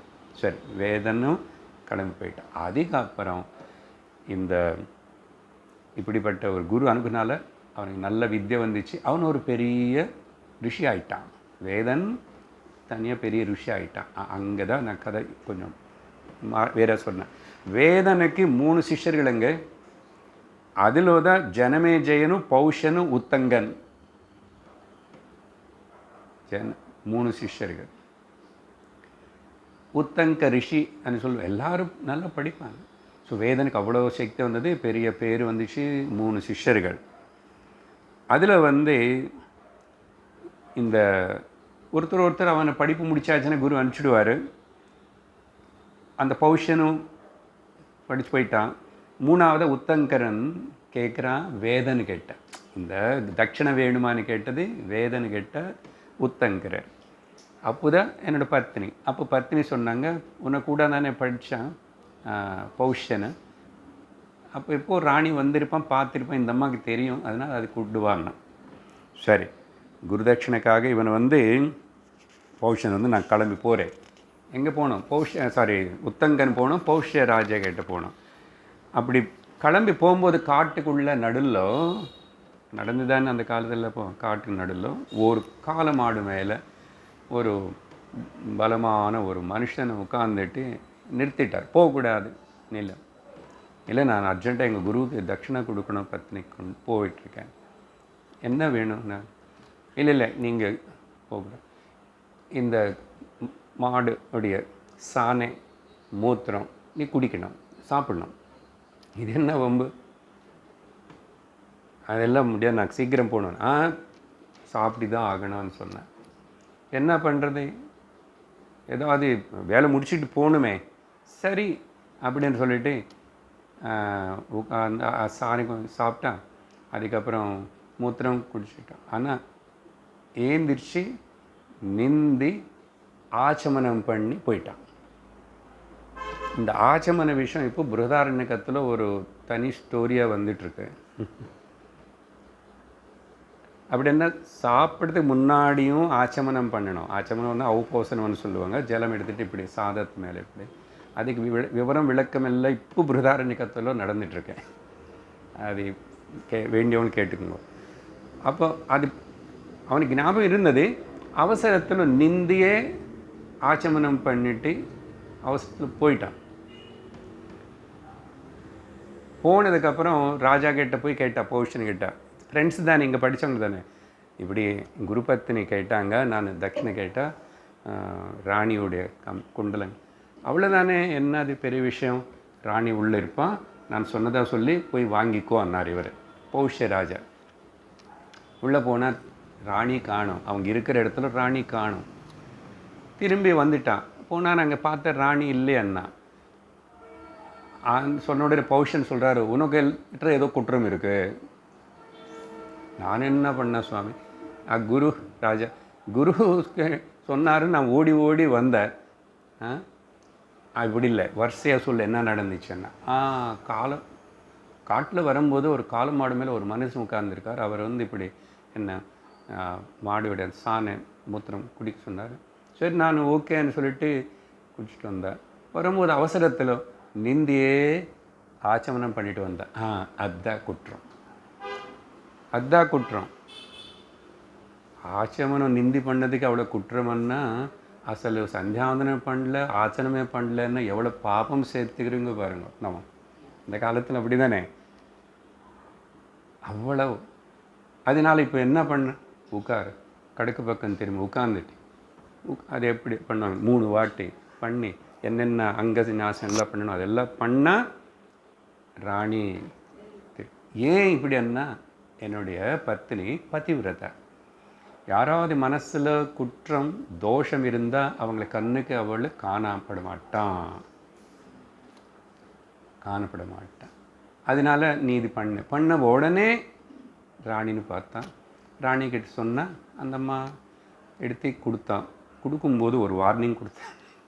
கிளாஸ் எல்லா இடத்துல ஆல்ரெடி இந்த குண்டலங்கள் மேலே கம்மலம் தக்ஷகனே அந்த பாம்பு ராஜா ஒருத்தர் இருக்கார்.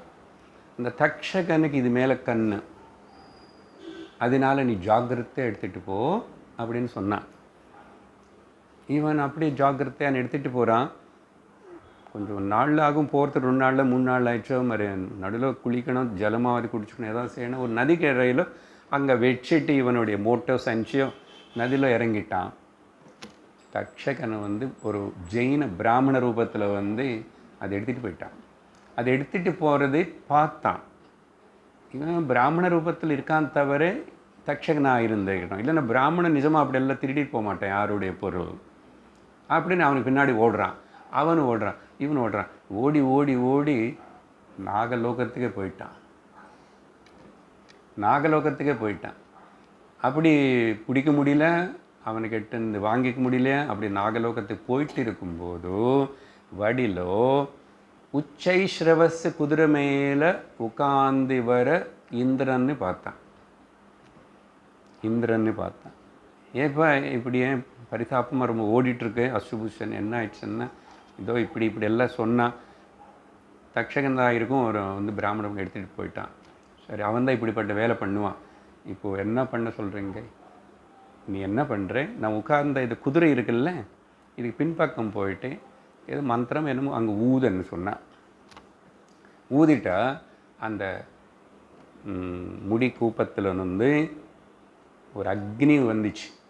சொன்னதுபடி அந்த அக்னி நேர அந்த நாகலோகத்தில் தக்ஷகன் அங்கே இருக்கான்னு அங்கே போய் அவன் பாதிக்கிறது. கூடவே இவனும் போனான். இவனுக்கு இப்படிப்பட்ட சக்தி எங்கே வந்துச்சேன்னு உங்களுக்கு அப்புறம் தெரியும், கதை முடியும் போது. போயிட்டா அங்கே அந்த தக்ஷகன் இந்த நெருப்பு படுத்துகிற பாடுக்கு இனிமேல் உயிரே போயிடும் போல் இருக்கான்னு சொல்லி பயந்துட்டு குண்டலங்கள் எடுத்து கொடுத்துட்டா. அதை எடுத்துக்கிட்டு உத்தங்கன் திரும்பி வரான். வந்துட்டு குரு கிட்ட பத்னி கிட்ட கொடுத்துட்டா. அப்போது வேதன் சொல்கிறான், நீ போகும்போது வடியில் காலமாடு, அது காலமாடு இல்லாத ஐராவதம், அது மேலே உட்கார்ந்திருந்ததையும் இந்திரனேதா அவன் ஒன்று குடிக்க சொன்ன அந்த சாண மூத்திரம் அது அமிர்தம். அந்த அமிர்தம் சாப்பிட்றதுனால நீ நாகலோகத்து வரைக்கும் போயிட்டு அடிபடாமல் பிராணம் போகாமல் உனக்கு அவ்வளோ சக்தி வந்துச்சு. இதெல்லாம் இவ்வளோ உனக்கு கிடைச்சதுக்கு காரணம் குரு சேவா பக்தி அப்படின்னு சொல்லி அவர் அதனால் போயிட்டு வாங்க உத்தங்க கொடுத்தார், போனார். ஆனால் போகிற வழியில் இவனுக்கு தோணிச்சு, இந்த தக்ஷகன் இவ்வளோ பாடுபடுத்தான், என்னை எவ்வளோ கஷ்டப்படுத்திட்டான்.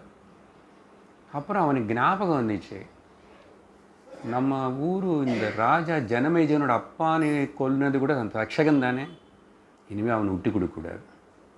பாருங்க கதை எப்படி ஒன்றுக்கு எங்கே போய்ட்டு விட்டு கொடுக்கக்கூடாது. அப்படின்னு இவனு கொஞ்சம் அப்படி நாலு கழிச்சு ஜனமேஜயன் அங்கே சத்திரயாகம் பண்ணிகிட்டு இருக்கிறார், கனெக்ஷனாக வந்துச்சு. பாங்க அங்கே வந்தான் இந்த உத்தங்கன். வந்துட்டு கேட்குறாரு, ஜனமேஜயன் உட்காந்துட்டு கொஞ்சம் யோசிச்சுட்டு இருக்கிறாரு, இவ்வளோ பண்ண வைக்கிறோம் அந்த ஸ்ருத வேத அவனை வச்சுட்டு சோமசுருத்தனை வச்சு யோசிச்சுட்டு, என்ன ராஜா இப்படி இருக்கீங்க, என்ன பண்ணுறீங்க? நானே அந்த ஏதோ நாயோடைய சாப்பம் பயத்தினால் உட்காந்து இந்த குருன்னு ஒருத்தனை வச்சுட்டு இங்கே ஏதோ பண்ண வச்சிட்ருக்கிறேன், இப்போ நீங்கள் எதுக்கு வந்துட்டுறீங்க அப்படின்னு சொன்னால், என்ன ராஜா ஏதோ சொன்ன அந்த நாய் சொன்னது ஏதோ அதிகம் சாபம் உனக்கு கரெக்டாக சொல்லலை, அதிகம் போய் இவ்வளோ வருத்தப்பட்டு உட்காந்துட்டிங்களே, உங்கள் அப்பான்னு கொன்னா அந்த தக்ஷகனும்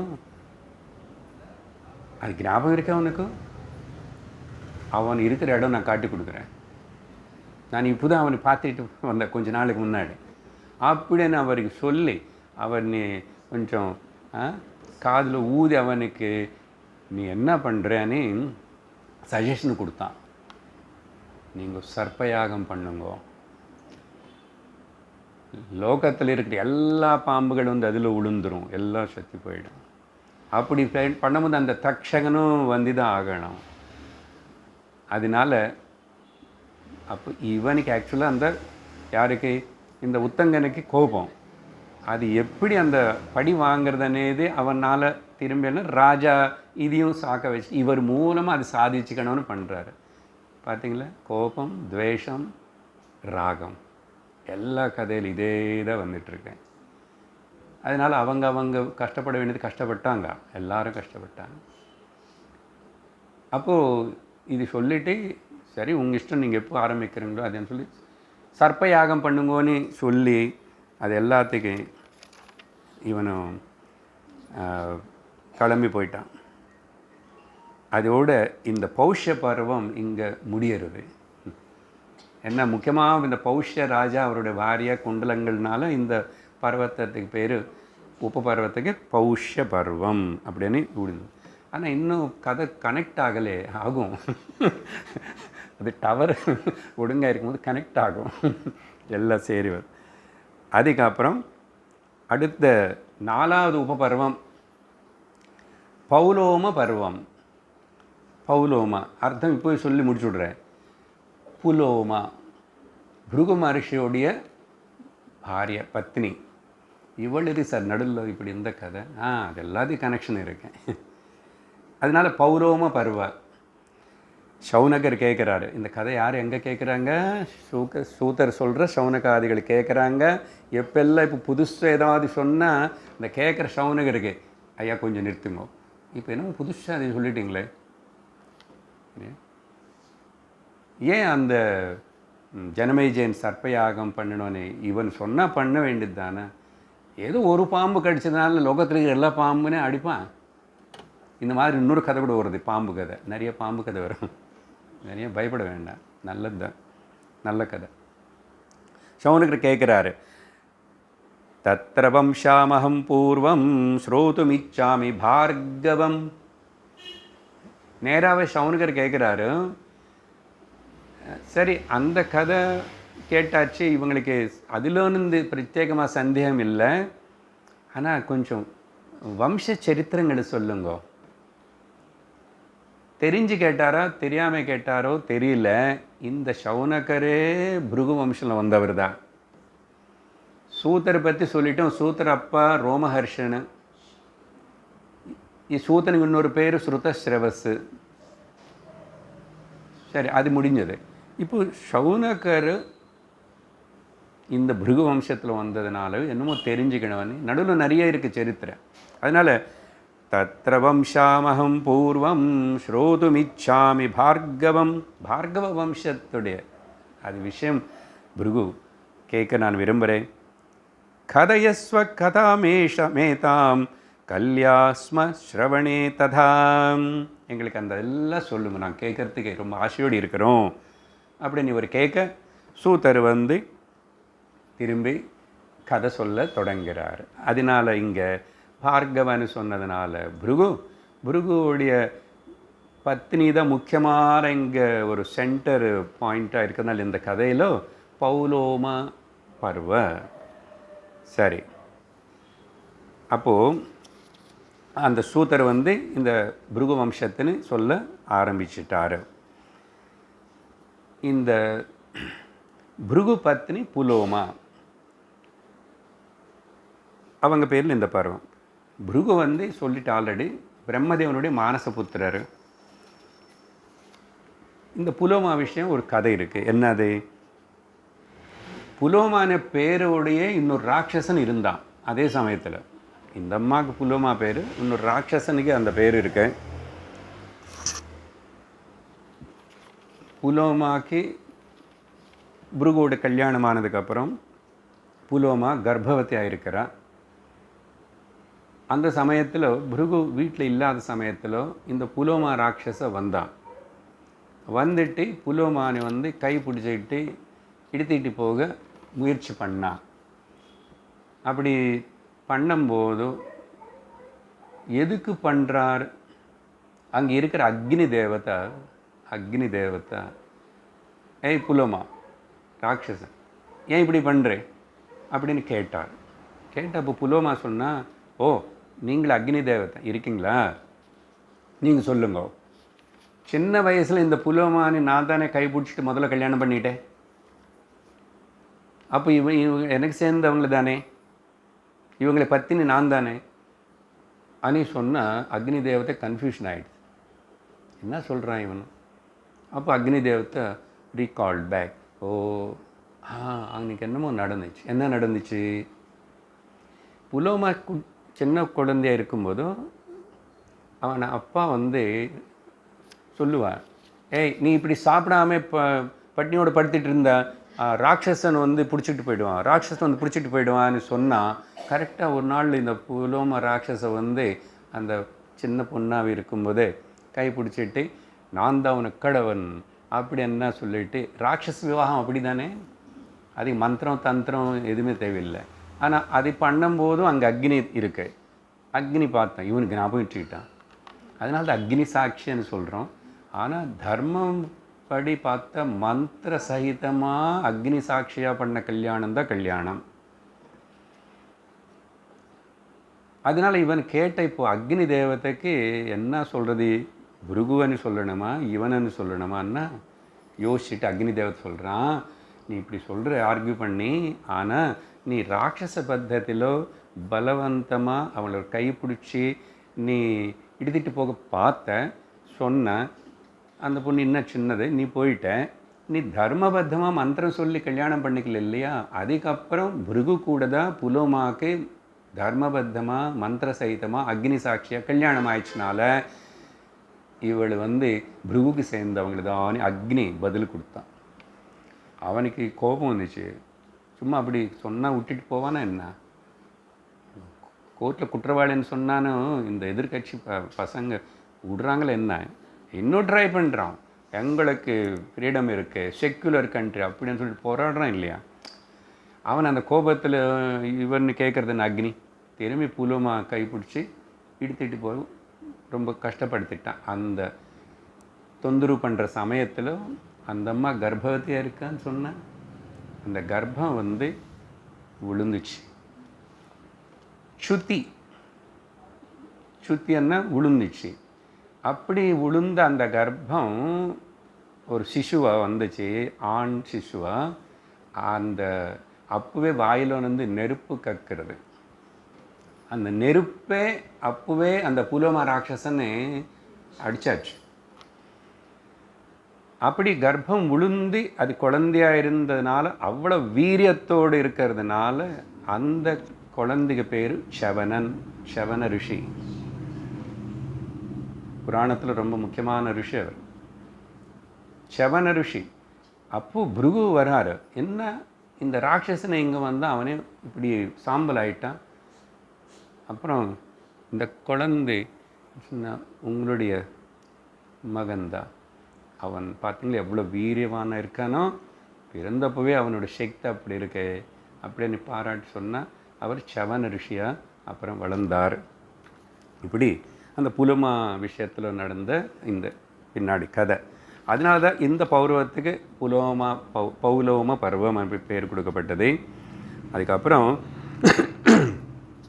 இதெல்லாம் முடிச்சதுக்கப்புறம்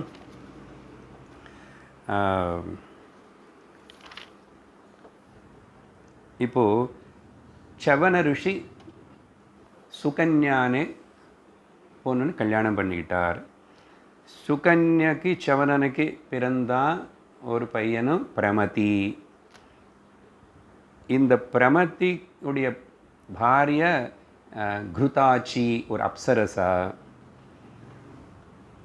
அப்போ கிருதாச்சி அப்புறம் பிரமதிக்கு ஒரு பையன் பிறந்தான். அவன் ருரு, அவன் பேர் ருரு. ருருக்கு பிரமத்வராக்கு கல்யாணம் முடிவு ஆயிடுத்து, இன்னும் கல்யாணம் ஆகலை. ருருக்கு பிரமத்வராக்கு கல்யாணம் முடிவாயிடுச்சு, ஆனால் ஆகலை. அந்த சமயத்திலும் இந்த பிரமத்வராவுடைய அப்பா பேர் ஸ்தூலகேஷி. இந்த பொண்ணு பிரமத்வரானே ஒரு பாம்பு தீட்டுனதுனால ஆல்மோஸ்ட் இறந்துட்டான். இன்னும் ஃபுல்லாக உயிர் போல ஒரு பாம்பு சொன்னால் இன்னொரு பாம்பு கதை வருவானே பிரமத்வரான். அப்புறம் இந்த ருரு அவன் அப்பா எல்லாரும் அழுறாங்க.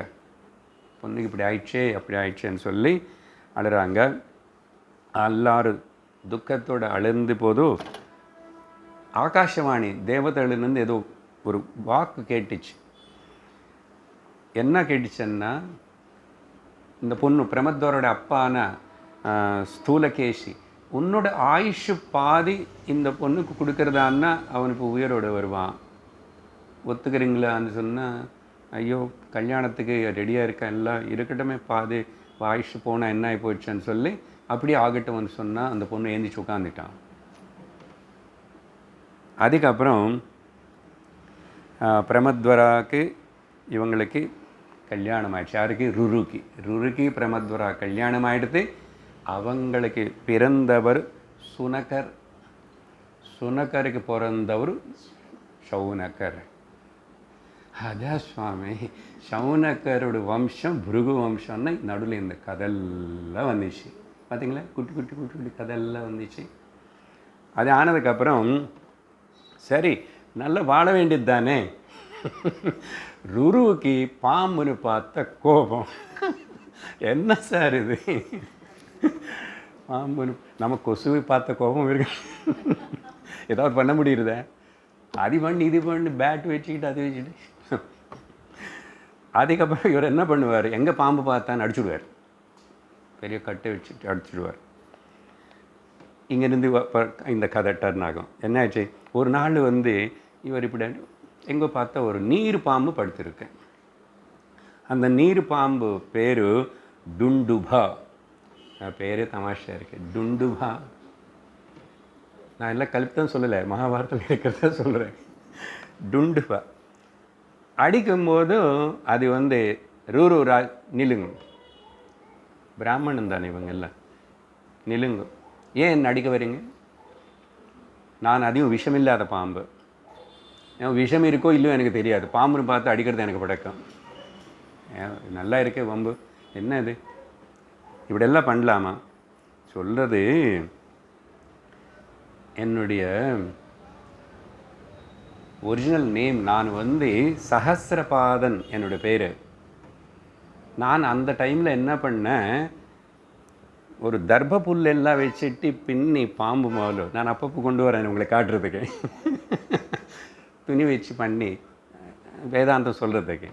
பாம்புன்னு பார்த்து கயிறு பார்த்து பாம்பு நினச்சிக்கூடாதுன்னு அது காட்டவே இல்லை. அப்படி இந்த சஹஸ்ரபாதன் என்ன பண்ண, அந்த தர்ப புல்லு வச்சு ஒரு பின்னி ஏதோ பாம்பு மாதிரி பண்ணி ஒரு ரிஷினி கிண்டல் பண்ணுறதுக்காக, பயப்படுத்துறதுக்காக அப்படி போட்டேன் பாருங்கள். அதனால் மகாத்மர்களே குருவினி ஹாஸ்யத்துக்காகவே ஏதாவது ஃபார் ஃபன் ஆல்சோ ஒரு தவறான வார்த்தை செயல் பண்ணக்கூடாது. அப்படி பண்ணால் அதனால் அந்த ருசி அவர் எனக்கு சாபம் கொடுத்தார், நீ பாம்பாய் பிறந்துக்கோ அன்னார். நான் பாம்பாய் பிறந்து அப்புறம் இதையும் சொன்னார், ருருவனே ஒரு பிராமணன் வருவான், அவன் தர்ஷனம் உனக்கு ஏற்பட்டப்போ உனக்கு சாப விமோச்சனம் ஆகும்னு சொல்லிட்டாரு. அதனால் நீங்கள் வந்துட்டீங்க, நான் இப்போது திரும்பி என்னோடய சஹஸ்ரபாத ரூபம் எடுத்துக்குவேன், அதனால் இது என்னோடய கதை அப்படின்னு சொல்லி ஒரு உபதேசம் பண்ணுறான் அந்த சஹஸ்ரபாதன். இப்போ பாம்பு ரூபம் போயிடுது. ருரு, நீ பிராமணன், நீ க்ஷத்திரியன் போல் இப்படி ஹிம்சனை எடுத்துக்கிட்டு பிரவர்த்திக்கலாமா? ஜீவகாருண்யம் முக்கியம் பிராமணனுக்கு அப்படின்னு 2-3 ஸ்லோகங்கள் சொல்கிறது. ஒரு ஸ்லோகம் சொல்கிறேன்.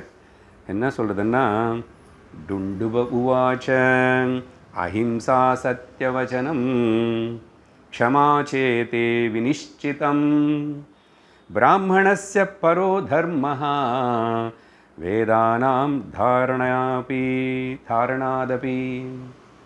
ஏன்னா இப்போ பகவத்கீதையில் 13வது அத்தியாயத்தில் சொன்ன விஷயம் வந்ததுனால அந்த ஒரு ஸ்லோகம் சொல்ல விரும்பிட்டு சொல்லிகிட்ருக்கேன். பிராமணன்னா அஹிம்சனை அனுசரிக்கணும், ஹிம்சனை அனுசரிக்கக்கூடாது. சரியா? பிராமணனு எல்லாம் சொல்லித்தரலாம், துரோணாச்சாரியன் போல். பிராமணனுக்கு யுத்தம் பண்ண தெரியும், அம்பு விட தெரியும், மந்திரம் தந்திரம் யந்திரம் எல்லாம் தெரியும். எல்லாருக்கும் ராஜா க்ஷத்திரியர் கூட பிராமணன் தான் டீச் பண்ணுவார். துரோணாச்சாரியர் அப்படி தானே. ஆனால் பிராமணன் அஸ்திரம் எடுக்கக்கூடாது. துரோணாச்சாரியர் அஸ்திரம் எடுத்தார். கிருஷ்ணர் சொன்னார் இது அதர்மம், அடி அன்னார். போயிட்டான். பார்த்தீங்களா? அந்த வர்ண விருத்தி என்னான்னு அது தெரியணும். அதையும் தர்மத்தோடு இருக்கணும். அதனால் பிராமணன் ஒருக்காகவும் ஹிம்சையில் ஈடுபடக்கூடாது. இப்படி சொன்னால் சரி சார், நாங்கள் எல்லோரும் சில பேர் நாங்கள் பிராமணன் இல்லைன்னு நினச்சிக்குவீங்க. ஞாபகப்படுத்திக்கணும், நான் அடிக்கடிக்கு வேதாந்தம் கிளாஸில் பகவத்கீதை சொல்லும்போது சொல்கிறதே, பிராமண வர்ணம் ஜாதி கிடையாது. எங்கே பிறந்தானும் எப்படி இருந்தாலும் சத்வகுண சம்பன்னனாய் சத்வ தெய்வீ சம்பத்துன்னு எனக்குள்ளே வளர்த்துக்கிட்டா நான் பிராமணன். நான் நிறைய வாட்டி சொல்லுவேன். அதனால் அந்த கருத்து கொண்டு வந்துக்காதுங்கோ. எனக்கு ஞானம் கீதையில் கிருஷ்ணர் எத்தனை இப்போ 13வது அத்தியாயத்தில் 20 குணங்கள் சொல்கிறாரு. எதுக்கு? நீ ஆத்ம ஜானம் அடையணும், மோட்சம் அடையணும்னா இந்த குணங்கள் இருக்கணும். இந்த குணங்கள் இருந்தால் நீ பிராமணன் தான். அதனால் குணத்தக பிராமணன் ஆகிறதுக்கு எல்லாருக்கும் வாய்ப்பு இருக்கு. குலத்தகா ஜாதிதா பிறந்தது மாற்ற முடியாது, அது பாட்டு இருந்து போட்டோம். ஆனால் இந்த கிரடேஷன் நான் மேலே ஏறத்துக்கு தமோ குணத்தில் இருந்த சூத்ர சுபாவனை வந்து அட்லீஸ்ட் முதல்ல அந்த க்ஷத்ரி குணம் அதுக்கு வருவேன். க்ஷத்ரி குணத்தில் வந்து சத்துவ குணத்துக்கு வருவேன். ஆனால் பிராமணத்துவத்துக்கு நான் பிராமணத்துவம் என்ன? பிரம்ம விஜானாத் இது பிராமணா. பிரம்மன்னு சத்தியத்தை தெரிஞ்சுக்கணும்னு பிராமணன் தவிர வேஷ பாஷை பிறந்தது ஒரு இடத்துல நாள் அவன் பிராமணன் ஆக மாட்டான்னு சாஸ்திரம் கிளியராக சொல்கிறதே. சரியா? சரி, இப்போ அப்படி இருக்காங்க சார், அவங்க எல்லோரும் பிரம்ம ஜானம் அடையலை, அதனால் அவன் குற்றம் சொல்ல வேண்டி இருந்துக்கிட்டோம். ஆனால் அவனும் தெரிஞ்சுக்கணும் சாஸ்திரம் சொல்கிறதே. அதனால் நீ விரும்பிட்டா எனக்கு சத்தியந்தான் வேணும், எனக்கு பகவான் தான் வேணும், எனக்கு மோட்சந்தான் வேணும், நீ விரும்பிட்ட சத்வகுணங்களை உனக்குள்ளே வளர்த்துக்கோ, நீ பிராமணத்துவம் அடைஞ்ச போலுதா. அதனால் குல பிராமணம் முக்கியம் இல்லை, குண பிராமணத்துவம் இஸ் முக்கியம். அது சொல்கிறதுக்கு இங்கே நமக்கு அப்படி தான் எடுத்துக்கணும். இல்லைன்னா அது வந்து இந்த சஹஸ்ர பார்த்து அந்த பிராமணன்னு சொன்னார்ன்னு சொல்லி எடுத்துக்கூடாது. ஏன் அஹிம்சை ஃபாலோ பண்ணுறது உனக்கு இஷ்டம் இல்லையா? அதுக்கு என்ன சொன்னோம்? வியாசரோட சிம்பிள் கருத்து, தர்மம் என்ன சுவாமி? என்ன தர்மம் என்ன? யார் என்ன பண்ணால் உனக்கு பிடிக்காதோ அது நீ அடுத்தவங்களுக்கு செய்யாமீரு. தர்மம் முக்கியம். யாராவது ஒன்று அடிக்கிற கொலை பண்ணுறேன்னு உனக்கு பிடிக்குமா? நீ பண்ணாத. அடுத்தவங்களுக்கு யாராவது உன்கிட்ட போய் சொன்ன உனக்கு பிடிக்குமா? பிடிக்காது இல்லை, நீ சொல்லாத. யாராவது உன்னோட பொருள் திருடிட்டா உனக்கு பிடிக்குமா? பிடிக்காது இல்லை, நீ அடுத்த பொருள் திருக. இதுதான் தர்மம். என்ன இருக்குது? எவ்வளோ சிம்பிளாக சொன்னார். ஒருத்தையாருக்கு எது பிடிக்காதது இருக்கின்றதோ நீ உனக்கு செஞ்சா நீ அடுத்தவங்க செய்யாதே. இப்படி சொல்லி நம்ம இதோட நிறுத்துக்கணும். எங்கே இருக்கிறோம் இப்போது? இந்த கதை இன்னும் போகும் அப்படியே. ஸோ இப்போது புலோமா கதை சொல்லியாச்சு, அப்புறம் டுண்டுவா கதை சொல்லிட்டோம், இந்த ருரு வரைக்கும் வந்தோம். மொத்தத்தில் ஷவுனகருடைய வம்சம் அவர் எங்கேருந்து வந்தாருன்னா பிருகு வம்சத்துலேருந்து வந்தவர் ஷவுனகர் அணி நமக்கு தெரிஞ்சிச்சு. இப்போது அதுக்கப்புறம் கடைசியாக அந்த சஹஸ்ரபாத் சொன்ன இன்னொரு ஸ்லோகம் சொல்லி நிறுத்துகிறேன். ஏன்னா இது முன்னாடி கூட இந்த நிஜமான பிராமணத்துவம் இருக்கிற அந்த ருஷிகள் அவங்க எப்படி இப்படி இருக்கா தெரியுமா? பரித்ராணம் ச பீதானாம் சர்ப்பாணாம் பிராமணாதபி தபோவீரியம் பலோபேதः வேதாங்க பாரகாத் ஆஸ்தீக த்விஜமுக்கியாத்வே சர்ப்பசத்ர த்விஜோத்தமா. ஒரு கருத்து முடிச்சுடுறாரு. இது கருத்து தான் நமக்கு அடுத்த கதைக்கு லிங்க்கு. சரியா? என்ன சொல்கிறேன்னே, அந்த ஜனமேஜயனுடைய ஒரு யாகంలో சர்ப்பயாகம் பண்ணும்போது எல்லா சர்ப்பங்கள் அதில் உளுந்து சத்தி போயிட்டுருக்கு. சத்தி போயிடுச்சு, செல்லது இன்னும் போகணும். அந்த சமயத்தில் அத்தனை பாம்புಗಳನ್ನು திரும்பி காப்பாற்றினவர் ஆஸ்திகா அப்படின்னு சொல்லிட்டு ஆஸ்தீக ரிஷின்னு ஒருத்தர் இருந்தார், பிராமணன்.